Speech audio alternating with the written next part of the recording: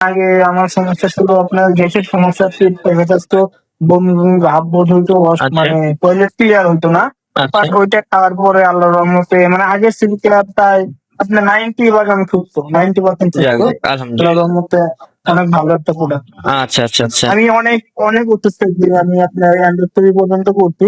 আমার ভিতরে কোনো সমস্যা আছে কিনা আচ্ছা আচ্ছা কারণ ওষুধ খায় কোনো ওইরকম ফিডব্যাক পাইনি যে আপনাদের আচ্ছা। ওষুধ খাওয়া কি। ও যাক যাক, ওষুধ খেতেন নিয়মিত? হ্যাঁ, নিয়মিতই খাচ্ছি। আচ্ছা আচ্ছা তাই শেষের দিকে আমি শেষ হলে আর একটা আনবো। আচ্ছা, জি। আর তো আমাদের এই যে আমরা করি, এই যে মেথেমিক্স, এটা আপনি কিভাবে জানতে পারলেন স্যার? এটা আমার ফেসবুক আছে, ফেসবুক ইউজ করি। ফেসবুকে দেখে আপনাদের অ্যাড আসছে, ওখানে আগে কি কোনো মেডিসিন খেতেন, কোনো ওষুধ খেতেন আগে?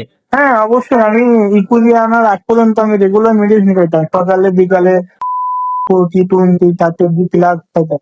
তো আচ্ছা আচ্ছা। ইনশাল্লাহ আপনাদের ইকুইলি আনার পরে আমার এগুলো খাওয়া লাগে। যাক যাক যাক, আলহামদুলিল্লাহ, এটা খুব ভালো।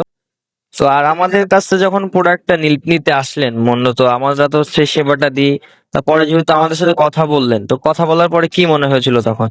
আমি আপনাদের কথা বলার পরে মনে হচ্ছিল খাইলে অনেক উপকার পাবো। তারপরে আমি আপনাদের রিভিউ গুলা দেখছি, আচ্ছা কমেন্টে রিভিউ গুলা দেখলাম না, সবাই ভালো রিভিউ দিতে যে ভালো উপকার পাইতে।